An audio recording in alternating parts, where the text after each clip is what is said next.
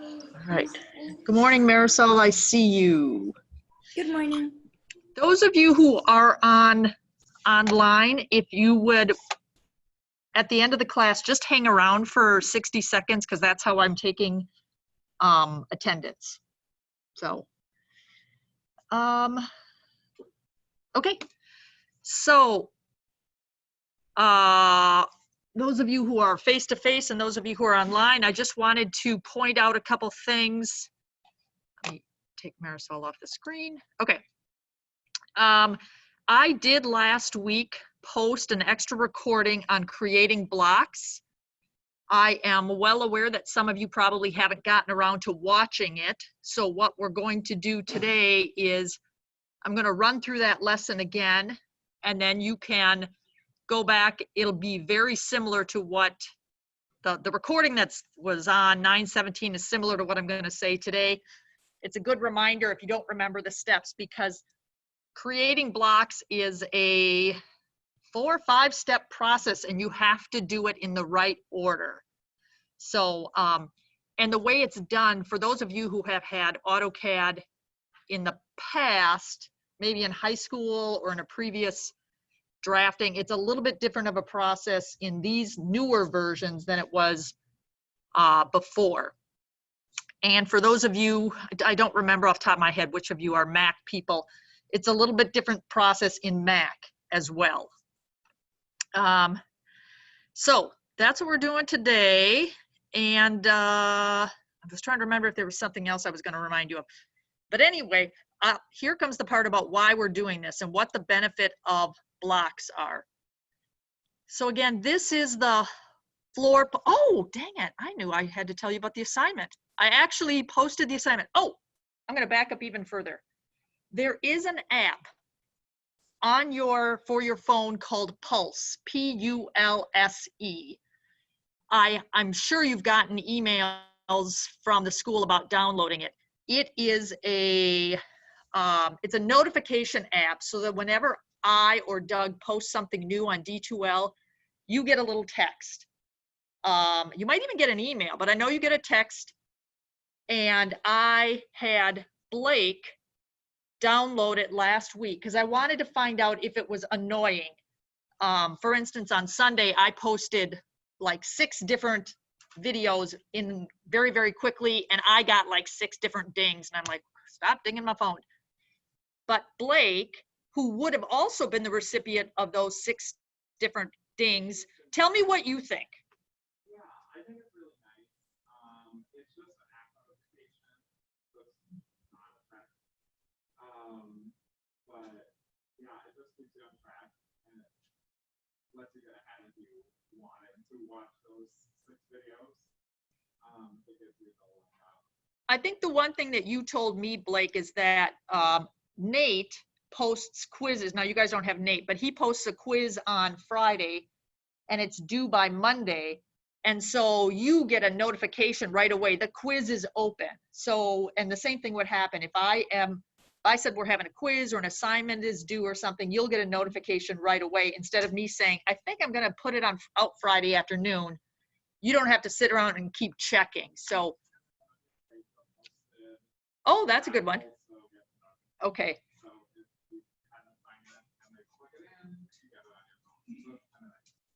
What I would recommend is download it, use it for a couple weeks. If you find it helpful, keep it.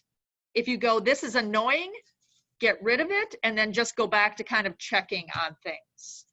Taylor, there. Pulse, like taking your pulse on your wrist, P-U-L-S-E.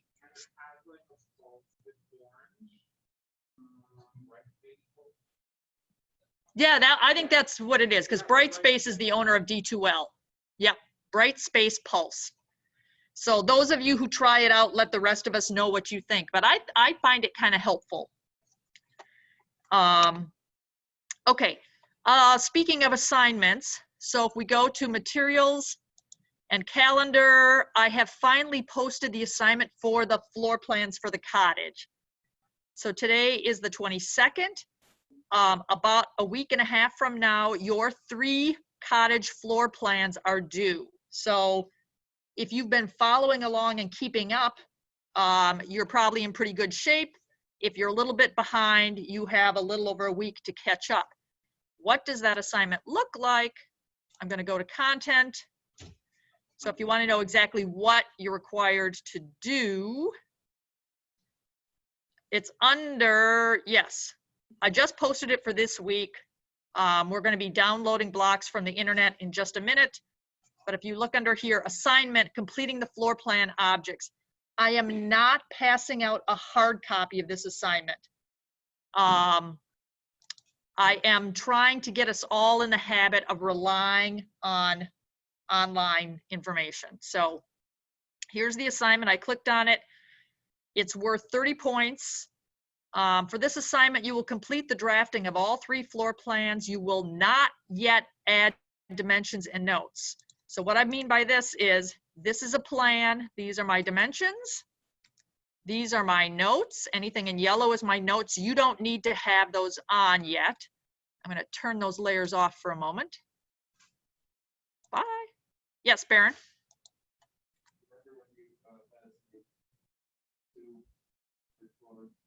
Yes, first floor, basement, second floor. Yeah. Nope, all 3 of them. And that. Oh, no. Yeah. On the first floor plan, I had you do 2 plans. You just need to do 1. Yes. Okay. We'll continue to move forward. So even today, we're going to go get a sink and a toilet and a tub and a kitchen sink. And this is the counter in the kitchen. But you'll see on my plan right here, I don't have any notes or dimensions. This week and next week, before this assignment is due, we're going to start adding dimensions and notes to it. So you may have additional information on your plan. That's okay. I'm not going to grade that information. I'm going to grade exactly what's on this assignment sheet right now. Your files should look like this. And they should be named accordingly. So this is your cottage_first.dwg. This is your cottage_second.dwg. There's a couple extra lines and things on here that we may have to talk about individually. The green line is the edge of the porch roof. So if you're standing in the second floor looking out the bathroom window, you look down on the roof of the porch. The yellow line is the wall below. You may have to go and add a couple layers to show those 2 items. The roof line being green, the wall below being yellow and hidden. Can you figure out how to add those layers and put those in? And then this is cottage_basement, BSMT. The minimum requirements, all objects drawn on each plan in the correct locations. I'm not perfect. I think there's a plan floating around out there where I show walls on either side of this stair down here. I don't care. If you have something extra, don't worry about it. If it's not, don't worry about it.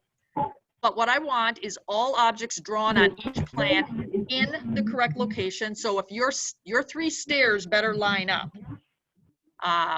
So remember, we drew them on the first floor, and then you have to copy them to the second floor and down to the basement. I'm going to check to make sure they all line up, because in real life, they got to line up.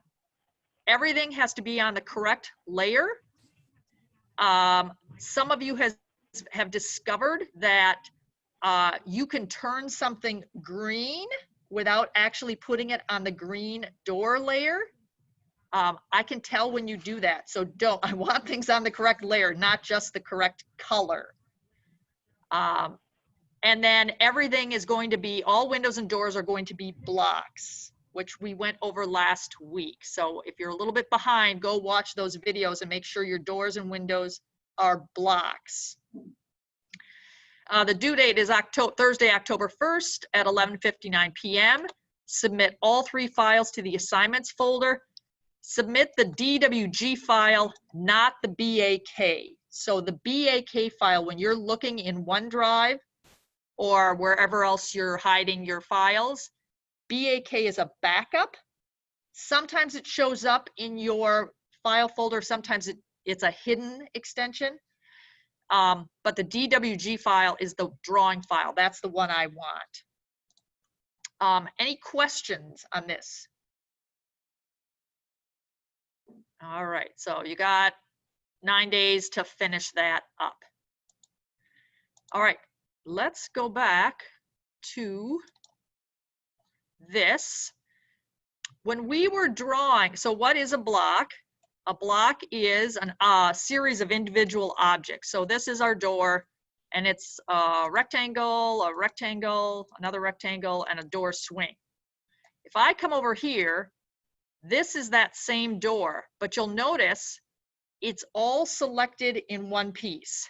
And this little blue guy is the grip. That's the insertion point. So same thing, every door in my plan is a block, and every window in my plan is a block. So how I got there, there's a process, and the process is, I'm going to go back to this drawing right here, where I've made all my doors and windows. The most important thing to remember from the beginning, layer 0, annotation scale 1 to 1. So up here, no matter what I was doing previously, I'm going to switch to layer 0. And I'm going to go down here to the lower right corner and switch to 1 to 1. I'll change those settings after I create my blocks, but for now it's layer 0 and 1 to 1. The reason things have to be on layer 0, which you will find out, and it's very, very easy to forget to do this, but it all goes down to when we insert these blocks in. So let's say I want to put this door back in. I created this door on layer 0 at 1 to 1. When I'm ready to insert it, I'm going to say I for insert, and all of a sudden, these are the blocks that I've already created in this drawing. I'm going to pick that block, and there it comes in. And notice how he comes in green. He's already coming in with the properties that are on the layer, which is what I want. If for some odd reason, let's say this is I'm going to go to a layer that we had, footing layer has different attributes to it. I for insert. I would never put my door on a footing layer, but I'm going to do that just for fun. You'll see that it's the exact same block, but it comes in red and dashed, just like everything else on the footing layer. If I don't create this block on layer 0, he will not do that. He will maintain the properties that you had him set at when you made him. So 40% of you will make this mistake. We'll catch it as you go along. You'll wonder why you can't get something to switch to the right color, even though you're putting on the right layer. This is why.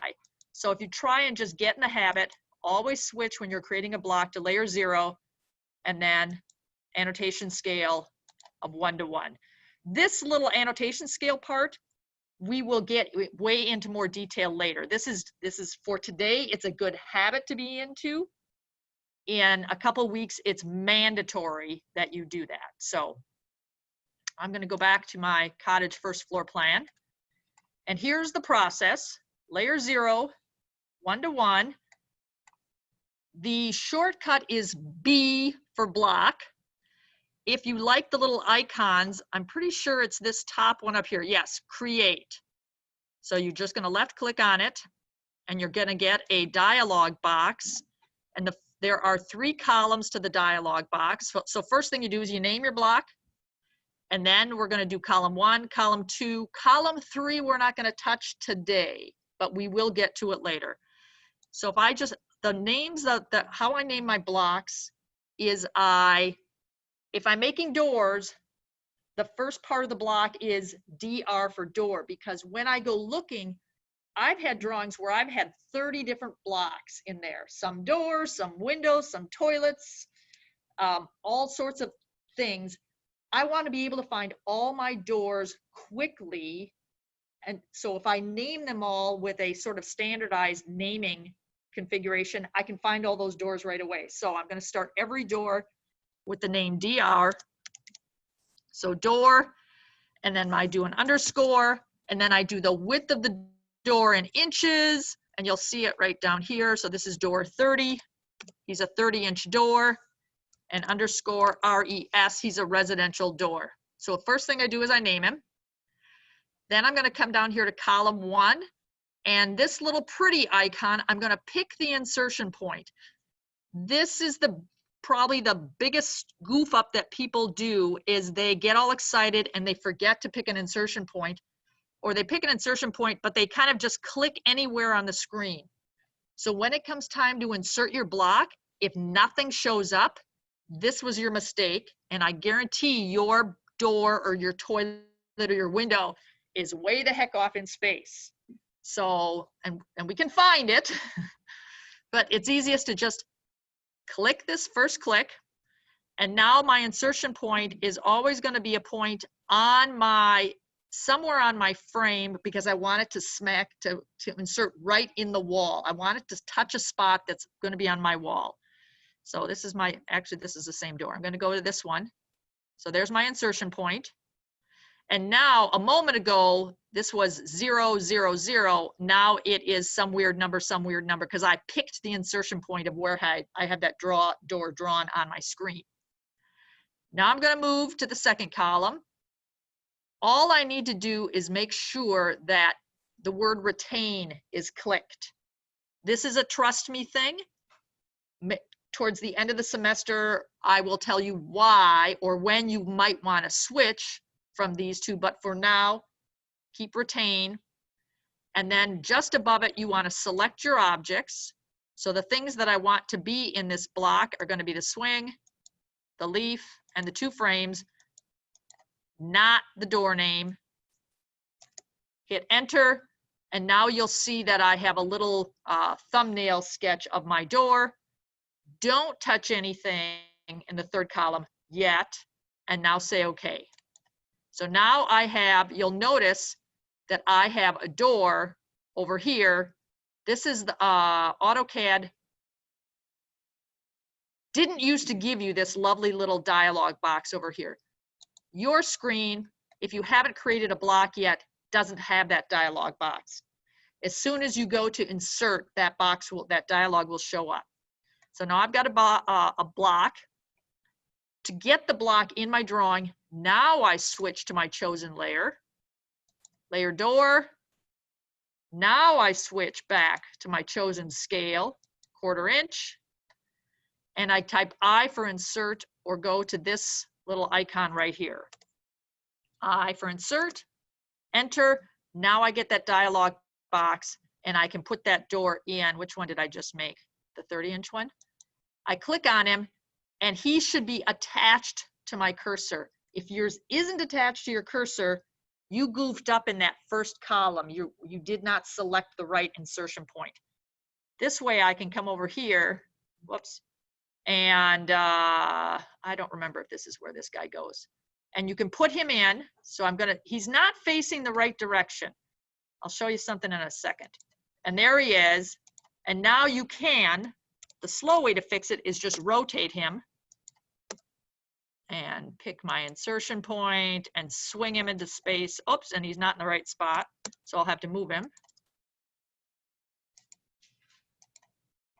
And he's actually the wrong door. He doesn't fit. You can see that he doesn't fit in this little return area. I'm going to delete him. Okay. I'm going to go back and insert again. I for insert. That's what makes this dialog box come up. And then down here, if I click rotation, now when he comes in, I'm going to grab this. Maybe it's this door. I'm going to grab this guy, bring him in, and now I can rotate him. He's still, maybe my door opening is the wrong size. Anyway, now I can have him rotate while I'm still in the command. So this is a handy button to turn on and off. And actually, I think I just have to move him. I picked my wrong insertion point because he sits right there. So now's a good time to save. The process is to create the block, layer 0, 1 to 1, and then B for block, And then you name it, pick your insertion point, make sure it says retain, select objects and say okay. And then when you're ready to put the block in, you switch your layer to the layer you want it in on, switch your scale to the layer your drawing is going to be scaled at, and it's I for insert, and then you pick whichever block you want. Notice I grabbed a window, and he's on layer door now because that was my current layer. So I would have to switch him, select him, switch, and move him to the new layer. And now he has the properties of the window layer.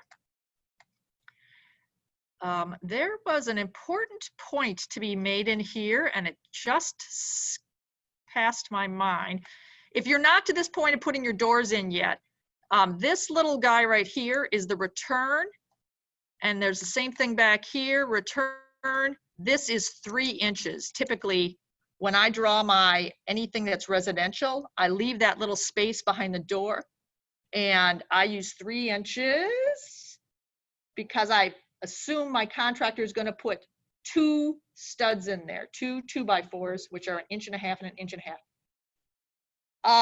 Forrest, are you raising your hand or are you stretching?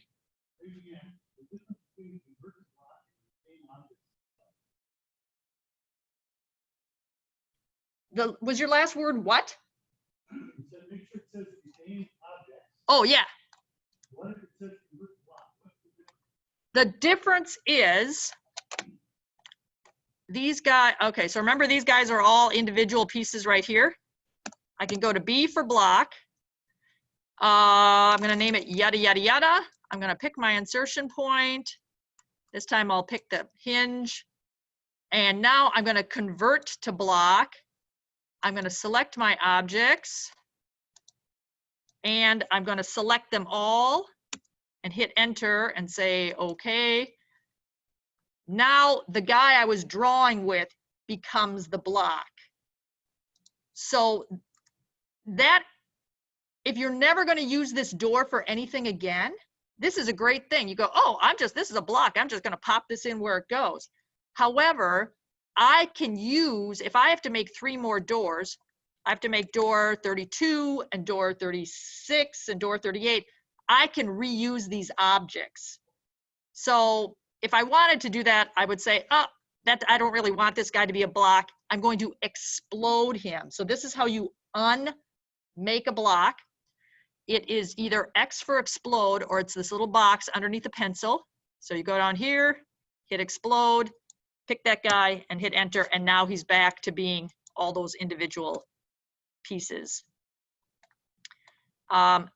So your task is to go to that handout that we got last week, I think, with all the doors and windows, make all those doors and windows. They will show up in, this is a new thing with AutoCAD, and I'm not completely comfortable with it yet. Any blocks in your current drawing will show up in the first tab. So you can see I've got 4 blocks. I've got a bunch of doors and this little gobbledygook thing and a window. Any blocks that I used recently, possibly in another drawing, are down here, which I just think this is weird because I made some other blocks for second semester classes. That drawing is not open, but it looks like I still can bring that in. Is he gonna? He does. That's the weirdest thing. This is a great thing for you guys. You don't know it yet, but it's a great thing. However, if you look over here in this box, everything, if you have drawn all your blocks in layer 0, which you're supposed to, everything on this side will be black and white. That's good. If you accidentally drew a door in the door layer before you made it a block, he will be green over here. Not a good thing. If you accidentally drew a window in the window layer, he will be yellow over here. Not a good thing. But we can save that. Oh, and this is what I was going to tell you. The beauty of the block is you can modify things one time in the block and it modifies it everywhere else. So let's say this window, which I made from this window over here, needs to change. We are now going to put a center mullion in that window. I'm going to go over here to this drawing where I've got the same block. So this is that same window, but the client changed their mind and now I want to center mullion in that window. I'm going to go into my block editor. The shortcut up here, I think it's this one, block editor, or so the icon is the second one down, or you can type BE for block and hit enter. And now these are all the blocks that I have in this drawing already. I'm going to pick that window 24 residential. See how they all line up alphabetically? I'm going to pick that guy and I'll say okay. And now I get a weird gray background. That is my indicator that I'm in the block editing part of the command. And I got another dialog box over here. We're going to ignore this one. We get to play with, we'll play with this later when we make these blocks dynamic and we make them stretch and rotate and do all sorts of fun things. That's later. Now this block needs to change. I'm going to edit this block in the block editor. So it's the same drawing commands. The top little dashboard switched on me, but you can still move back and forth. You're still in the block editor. You can use all the same commands that you use anywhere else. So I'm just going to copy that guy over, put him right in the middle. And now I'm going to trim this little piece out of the middle. And now I have a different window. I am going to save. Oh, I have to go back to my block editor. I think if I close the block editor, it'll ask me to save anyway. So upper right corner, close the block editor. If you're still in the block editor, it's upper left to save the block, upper right to close the block editor. It says save the changes to this. I'm going to say yes. And now look at all these windows that have automatically changed and updated. So in this project, this is only 3 windows. But if I had a project, let's say I was doing a college dorm and we have 100 dormitory rooms and 100 bathrooms in them, and we had originally put bathtubs in them, and we said, nobody takes a bath. We're going to put showers in all these bathrooms. All you would need to do is create a block in that with that bathroom design, go into that block that shows the bathtub, take the bathtub out, put the shower in, hit save, and 100 dorm rooms change from bathtubs to shower in about 30 seconds. So creating blocks can be really, really powerful, especially when you're in large projects. They're also powerful because 3 or 4 of you are going to be working in the same office. RSP Architects, where I used to work, their main client is Target. They do a lot of the Target stores. They have a block library. It's a place, instead of having their blocks in their files, they have a library and they have a particular detail. Target has the same cash wrap, the same checkout counter in every Target store. Instead of having 4 different people have to go create or look for that cash register design, there's a block library. All 4 people working on 4 different Target stores go into that block library, download it, insert it into their drawing, and all the cash wraps look the same. Target changes their designs all the time. So the Target design team changes the cash wrap. They go into the block library, they make that change into that one detail. All the 4 of us who are working on Target projects reinsert that block into our drawings, take out the old cash wrap, reinsert the new one, and everything updates and changes very, very quickly, and it's all standardized. That's why we use blocks. So you're practicing with blocks and doing kind of easy things, but it's a really powerful tool to increase speed and efficiency. And when we're drawing, there's 2 benefits to being fast. Number 1, the faster you do something, the less hours it takes, the more money we can have out of our, the more profit we make on the job. And we'll talk more about how architects make money, but the faster we draft, the more profit we make, the bigger your end of the year bonus is. And there was another reason about being fast. I don't remember, but it's a good thing. So anyway, any quick questions on blocks? Yes, Arthur. Once you created the block, you go back in and switch an insertion point? Yes. And I will, yes. So if you created that block and you accidentally picked a point and now your toilet's off in space, we can fix that, and I'll come around, because all of you guys are going to do it at least once. So I'll come around and show you individually. It's not ideal. My preference is that you remake the block, because the edited block insertion point is not as handy, but yes, you can do it. I'm going to sit, Baron, I'm going to come to you in a second. The second thing is, you cannot just delete a block. If you want to get rid of it, you got a bad block, you have to purge the block. P-U-R-G-E. So you are sort of sucking it out of your drawing and tossing it away. Not just, it's stronger than deleting. And again, and that process works about 85% of the time in AutoCAD. And again, as each of you has an instance where you want to get rid of something, I'll come around and show you how to do that. Baron. Oh, how I got this? This one shows up. So little black X makes it go away. He will show up when you type I for insert. Is he showing up? Okay. All right, let's go shopping. These guys down here, the tub, the sink, the toilet, the kitchen sink, are lovely, well-drawn blocks. I didn't draw them. There are lots of manufacturers who want you to use their products, so they will have someone draw their own products so that you can just insert them into their drawing. We're going to go to Kohler and get plumbing fixtures. Later on, when you're doing the building section for Doug, you're going to go to Marvin and get their windows. I know the big appliance manufacturers create blocks, things like that. So it's worth, sometimes people's blocks are too complicated, and we'll see that in a minute. But plumbing fixtures, I always go steal somebody else's blocks that are already made. Having said that, this is probably the wrong analogy, but garbage in, garbage out. Anytime you go to the internet and take somebody else's work, you have no idea the quality of their work, which is why I only take blocks from reputable places. There's lots of websites, cadguru.com. There's a guy someplace in Boise, Idaho in the woods who draws blocks and tries to sell them to you. I don't know if he knows how to draft. So sometimes when you go get blocks, you're going to get garbage.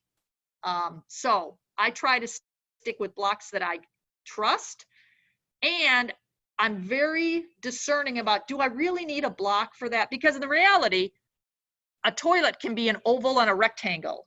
I really wouldn't have to go to Kohler and get a toilet. A bathtub is a rectangle with another rectangle inside it with a circle. Sinks are a little bit different because they have shape and a size to them. But I'll show you what I mean as we get closer. And the detail on the windows, when you get the windows from Marvin, I would never go get a window plan detail unless, I'm getting in the weeds here. We'll have to think about that. But when we get to the Marvin blocks, you'll see what I mean. So the first thing I'm going to do is I'm going to go to Marvin. I'm just, I'm sorry, Kohler. If you've never been there, Kohler is K-O-H-L-E-R. They make plumbing fixtures. They are out of Sheboygan, Wisconsin. You can actually take a road trip, maybe over MEA, and go look at the history of toilets and sinks. It's actually a nice, they have a whole museum. They have a showroom with lots of different things in it. On the top floor, they've hired some big name architects and designers to do little vignettes of how they use their products. It's kind of fun. So I'm going to go to Kohler. Like anything on the internet, don't open anything that says ad. These are places that sell Kohler, and that's not where you're going to get the blocks. So you're going to go all the way down here to the actual Kohler website. And I'm going to click on that. And look, they're having a sale. All right. Who knew there was so much to know about bathroom fixtures? Once you get to this website, If we wanted kitchen sinks and things like that, we could go here. I did not know Kohler made lighting. I've never looked there. But I'm gonna go to the bathroom tab. Now, there are toilets, toilet seats, bidet seats, shower, shower doors, bathtubs, yada, yada, yada. Down here at the bottom of the second column is commercial. If I were designing a commercial bathroom, meaning a bathroom in any building other than a house, this is where I would go. Commercial products are more durable than products made residentially. If you think about Kohler also makes the little, you know, when you use a commercial toilet, it's got that big metal valve on the back. I love this name. It's called a flushometer. Somebody spent a lot of time trying to come up with that. But if you think about the bathrooms on a college campus, that toilet gets flushed, you know, 400 times a day. If you think about the toilet in your home or apartment, that gets flushed 10 times a day. So the durability of the mechanisms in there, it makes a difference. So if you are doing commercial buildings, you do not want to put residential products in there. They look the same. Sometimes you will be told they function the same, but that's not true. Because you guys are working on residential products or projects for this semester, we're just going to stick with these. We're not going to go to commercial products over here. We're just going to go over here. And I'm going to go pick the toilets. And you will find that there are so many more toilets than you ever thought possible. This guy behind, these are the tank toilets. They have the mechanism for flushing. Part of that's in the tank. These are the newfangled toilets where the mechanism is down back here. There are now new tank toilets for where the mechanism for flushing, the baffle for the air, is actually in a box that goes in the wall. They get really, really complicated. We're going to focus on just standard tank toilets right now, but feel free to kind of wander through any of this website. Oh, here's the wall hung toilets. The mechanism for this guy is back in the wall back there. I'm going to go to a water saving toilet because that's just a good thing to do. And you can filter through these. And I am going, so now you can just pick whatever toilet I was just amazed. Look at this. This is a new one. I have not seen this on the website before. $6,300. This toilet must go get magazines for you. I do not know what you get for $6,000, but I'm sure you get self-cleaning, heated seats, music, and an internet hookup. I am going to pick the Cimarron toilet. And give him a second, and you'll see that he comes in a bunch of different finishes, and he's a two-piece toilet. And what you really care about is the CAD file. I don't know if your client's going to pick the Cimarron toilet. I just know that it's going to fit inside the cabin. So it's a standard toilet, and it's a good one to use. You can look at all the features. You're going to scroll all the way down here. Look, it's a eco green toilet, water sense. That's a good thing. ADA, Americans with Disabilities Act. So if you were doing a commercial project, it would meet accessibility. Generally, that's a height and a depth thing right here. But when you get down here to specifications, here you'll see CAD files. 2D CAD files. That's what you want. They come in DXF and they come in DWG. You want the DWG file. You can get the plan, the front elevation, and the side elevation. Side elevation is really cute, but we're just going to worry about the plan for now. Do not take this the 3D CAD file. I'm going to show you what it looks like, and this is why not. Let's download that baby. So I just clicked on it, and it opens in the lower left corner. Oh, it's opening an old version of AutoCAD. We'll see what comes up with that. While we're waiting for that, we'll go back. I'm also going to open the 2D version of the plan. And it's opening in the lower left corner as well. So I should get a couple different views of this.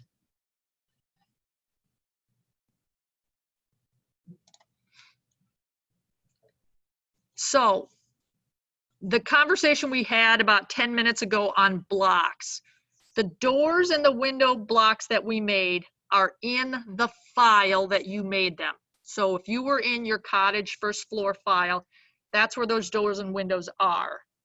You can easily copy paste them into your basement, which we don't have a bathroom in our basement, but we have a bathroom in our second floor. So you can take your toilet, if you put it in your first floor, and copy paste it into your second floor very easily. If you worked for an architect who did all you do are houses, you could take that toilet and put it in a block library, just like the architect who does dormitories, and everybody else can borrow that same toilet. When you open that toilet, when that toilet drawing, let's call it toilet.dwg, is a file unto itself. He's a file, he's not a block. When you bring him into your cottage, he would become a block. So when we go to a place like Kohler or Marvin Windows, we're gonna open a DWG file, not a block, just a plain old DWG, and then we'll be able to edit it. Oh, this is what I wanted to show you. This is a 3D CAD file. You do not want that. This is a 2D CAD file. So this is the toilet in 2D. This, I'm just flicking back and forth, is the toilet in 3D. So this toilet was actually, I don't even know what they used to model it, but even if I switch this toilet, oh, and now my Zoom is not happy with all these files open. I'm gonna switch and look at it in plan. This is what you would bring into your cottage file. This would plot as a big black blob because of all these lines in here. So you don't want any of those 3D files, even though they're, go ahead, open them up, look at them, play with them, but don't put them in your cottage. So I'm gonna close this guy. Nope, I don't want that guy. And now here is my toilet. There's still a lot of lines in here that I don't need. So I usually clean my drawing up first. How much time do I have left? About 6 minutes. Okay, so really I need a very simplified toilet.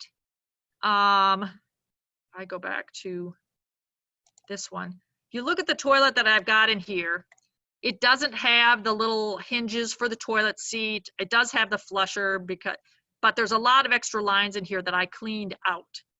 I'm gonna go back to this guy, and you can literally erase things in here and clean this drawing up. And it takes a little bit of, you know, putzing around, but by the time you get this toilet cleaned out, you can use this toilet for every other drawing you're gonna be doing. So you're gonna be doing a house for Doug, and then I think you do a dream house for Doug. So you're gonna be CAD drafting 2 more plans for Doug where you'll need toilets. So it's worth spending a couple minutes just cleaning this toilet. Nobody likes to clean toilets, but I'm gonna, that's about it. That's all I'm gonna clean up for now, just to prove my point. This file is called 3887 PLN. If I go back and look for this, I don't know what that means. So I'm going to save as, I'm gonna change the name of this. So you can go up here to save as, and I'm gonna put him in my OneDrive. There's my OneDrive, in my CAD folder, in my fall 20. So when I don't find this later on, you guys are gonna tell me where I put this. And I'm gonna change the name to Toilet 1 Plan, because maybe I'll do several toilets. Maybe some of my clients pick the Cimarron, that's the model I picked. Maybe some pick the Highline. Maybe I use 3 clients or 3 toilets depending on what client I'm working with. So I might wanna, we'll call this the Cimarron because I think that's what it was. And now I'm gonna save that.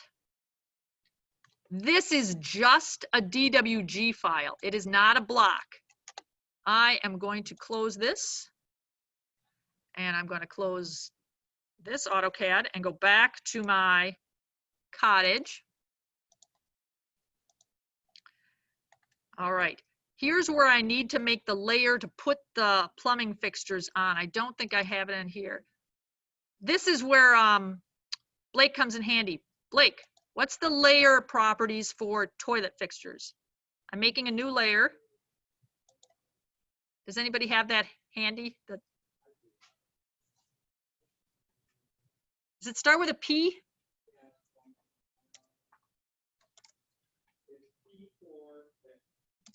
So P for plumbing, floor for floor plan, fixed for fixtures. What color is it supposed to be? Okay, yellow. 0.25. So I want my plumbing fixtures to be skinnier than walls and doors. So anything, yeah, here it is, same as that yellow. So now I have a layer called P floor fixture. I'm going to make it current by clicking on it twice. You can see it up here, P floor fixture. All right. I did not make that toilet a block. I just went and got a toilet file from Kohler. I for insert. I get that little dialog box up here. It's on recent. I'm going to go into my current. It's not in here yet because I didn't put it in here yet.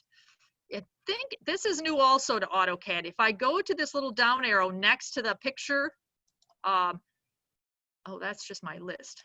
Oh, that's not what I wanted, but this is fun to know. If you like the little pictures of these things, you can change the size of them. Oh, that's too big. Okay, so current drawing, recent drawing, oh, I'm sorry. I'm looking for 3 dots because I have to go out. Blocks, filter, insertion. Come on, you guys. Block library. Nope. There should be a place to go get this. I'm going to try it again. I for insert.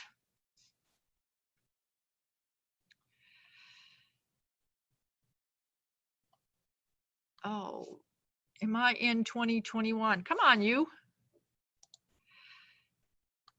All right. While I look for where they moved this, I'm going to have you guys go back to your a window or a door or something in your first floor plan, and I want you to start making blocks. Has anybody started making blocks? Anybody done that yet? So a couple of you have. Okay. So go ahead and start putting them in, and I will come around and so if you're, then go to Kohler and go find yourself a toilet. At the end of the process, we need a toilet, a tub, a bathroom sink, and a kitchen sink. So you're looking for 4 different plumbing fixtures. So go to Kohler, find what you like, make sure you can get a 2D plan of that, and we're gonna save it oh, it's in my OneDrive. That's why I can't have it. I have to figure out how to get you there. So let's do that. And for those of you in cyberspace, I will post a video later, probably tomorrow, on how to get that Kohler block in here from your OneDrive. All right, Katie, I see you. Sorry to interrupt. We need to find a toilet, a tub, a bathroom sink, and what else? And a kitchen sink. Kitchen sink. Okay. Yep. So yeah, so a tub, make sure your tub is a 30 by 60 alcove tub. That's the only one that's going to fit in here. So there's your tub, toilet. This sink is a drop-in sink that fits in the counter, and this is the kitchen sink. Kitchen counters are 2 feet deep, so I don't really care how long you make your kitchen cabinets, but you need them to be 2 feet deep, the depth. And your toilet, and I know I'm throwing a lot of information at you in the last second, so I'll go over this as well in the video. The toilet gets centered 15 inches off the wall. So how I did that is I offset 15 inches, That's where your toilet gets inserted, is right there. Okay? DR 8175, remind me who you are?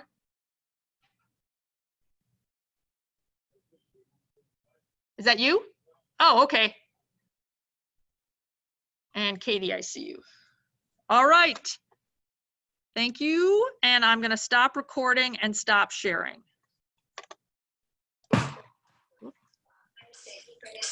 Okay, thank you.